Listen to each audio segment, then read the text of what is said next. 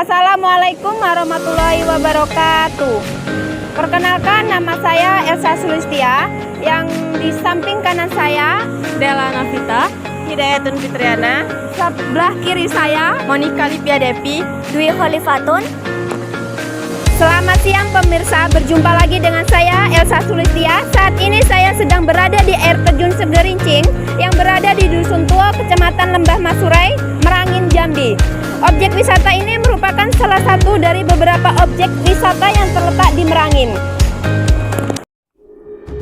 Air terjun Segerincing adalah air terjun yang tingginya kurang lebih 40 sampai 60 meter. Ini terletak di Dusun Tuo, Kecamatan Lembah Masurai, Kabupaten Merangin, Jambi. Air terjun ini merupakan bagian dari aliran Sungai Batang Tembesi yang berhulu di Gunung Masurai. Air terjun ini terletak sekitar 75 km dari kota Bangko. Dengan kakak siapa? Dengan kakak Lita.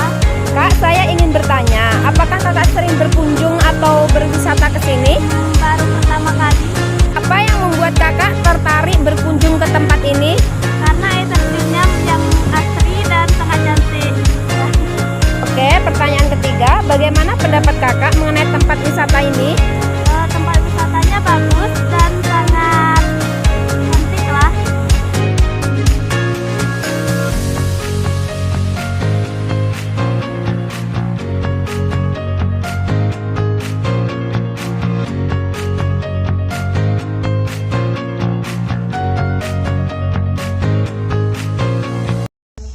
Bapak, izin untuk saya wawancarai mengenai air terjun Segerincing ini. Sebelumnya mohon maaf, Bapak dengan Bapak siapa? Pak Sarul. Sarul. Nah, Bapak boleh tidak bercerita sedikit tentang sejarah air terjun ini? Kalau kita bicara masalah sejarah air terjun Segerincing, itu sebenarnya waktu pertama kali Oyang kita dulu mau membuat tempat berdomisilinya di sini, air terjun itu sudah ada. Salah satu magnet ketertarikan Oyang kita itu yang namanya Sigino Kuning, itu mau membuat sebuah desa di sini dulu, namanya sebuah dusun ya. Itu salah satu ketertarikannya itu karena ada air terjun.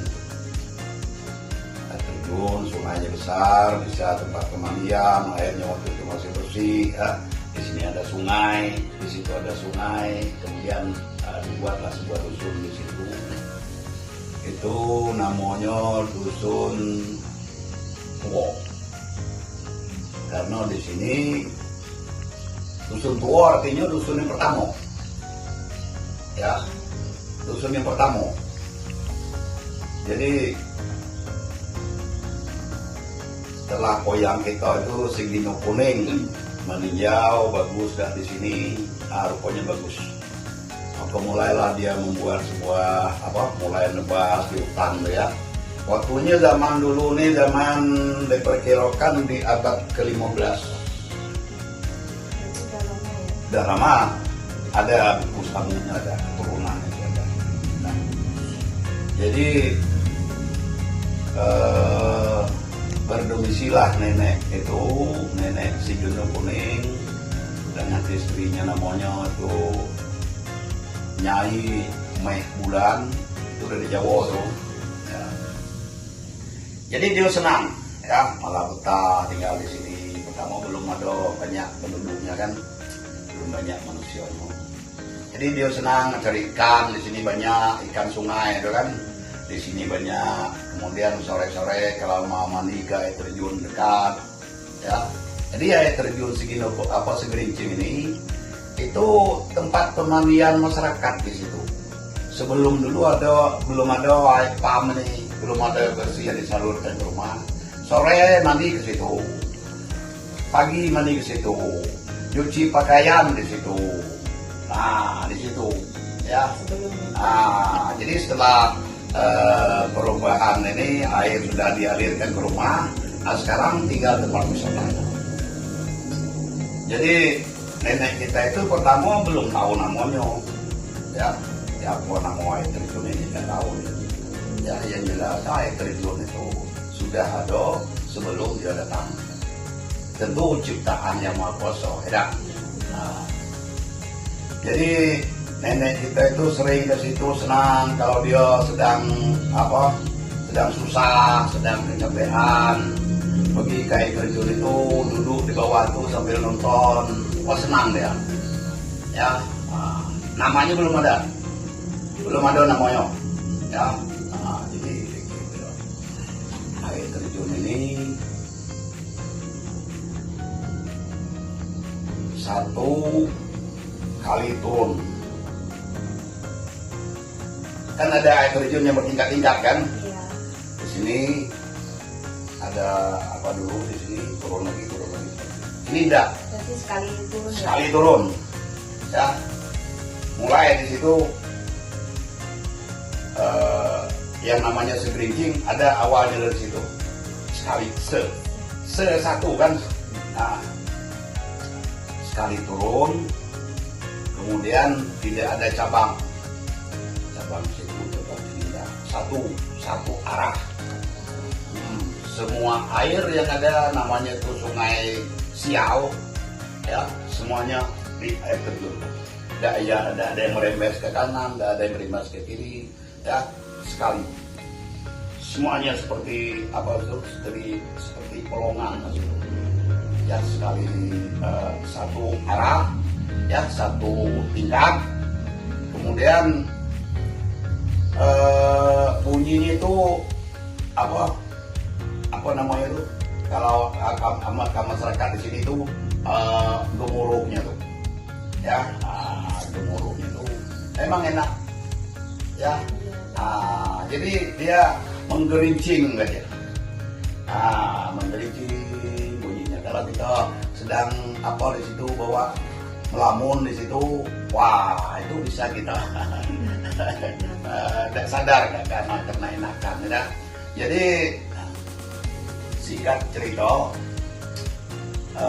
nenek itu sudah membuat ini semacam kesimpulan air terjun ini cuma satu tingkat, satu arah, ya.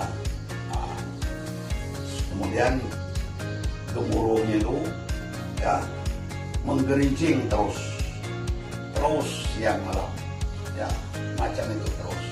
Nah jadi disatukan itu satu arah, satu tingkat, ya menggerincing terus, segerincing. Nah itu, ya. Apakah air terjun ini pernah meluap sehingga menyebabkan banjir, Pak? Kalau daerah kita di sini kan daerah pegunungan, ya itu siapa nih tahulah asli ya, yang putra di sini asli itu tidak pernah ada banjir yang seperti yang di daerah dataran rendah kan, yang mau mengenangi rumah atau kawasan penduduk atau kebun atau sawah penduduk itu tidak pernah. Ya. Apakah ada larangan yang tertera selama mengunjungi di air terjun itu? Ya jelas, ya. Itu kalau kita ke situ itu harus kita sopan lah. Sopan, ya. Kalau menurut keterangan ini dulu nenek-nenek dulu, di situ ada penghuninya. Ada penghuninya. Kalau kata kita di sini ada tunggunya loh. Ada penghuninya, tapi orangnya orang alim. Nah, pernah dulu itu datang dia ke rumah penduduk di dusun. Nah, dia minta api alasannya kan. Dulu kan belum ada korek. Nah, minta api. Ya. Nah, kemudian dia mau di bawah itu banyak kunyit. Banyak kunyit. Itu banyak kunyit. Nah, jadi rupanya setelah diselidiki yang diomongin dia kunyit itu emas.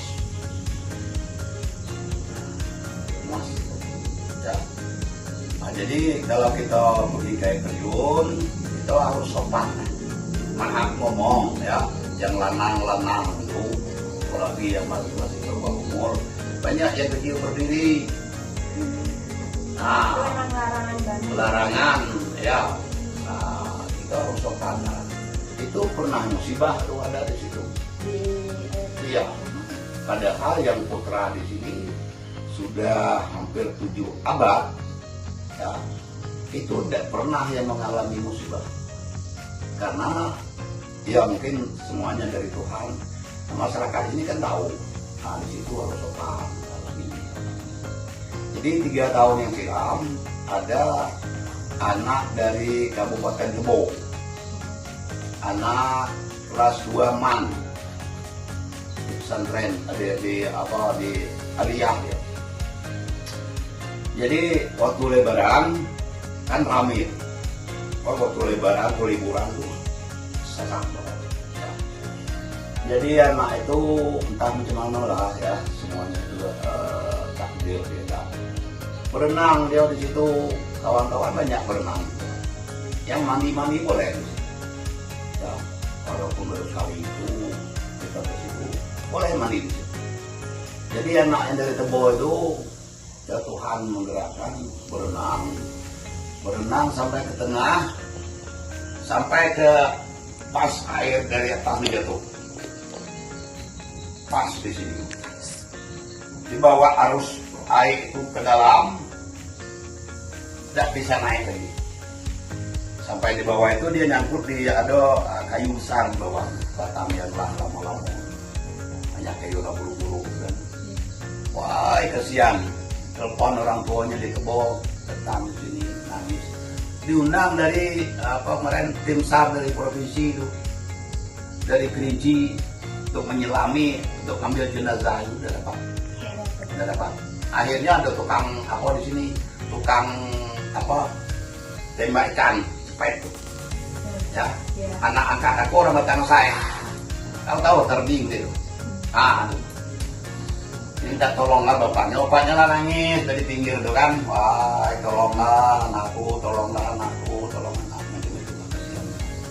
Jadi orang ngomong, coba tolong ditampil namanya, tolong kalau bisa.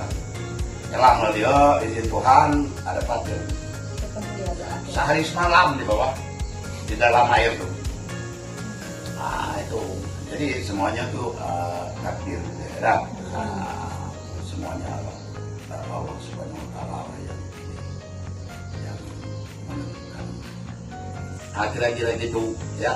Aku juga mohon maaf kalau aku salah, karena sejarah yang tertulis tidak ada sejarah yang tertulis di buku tidak ada.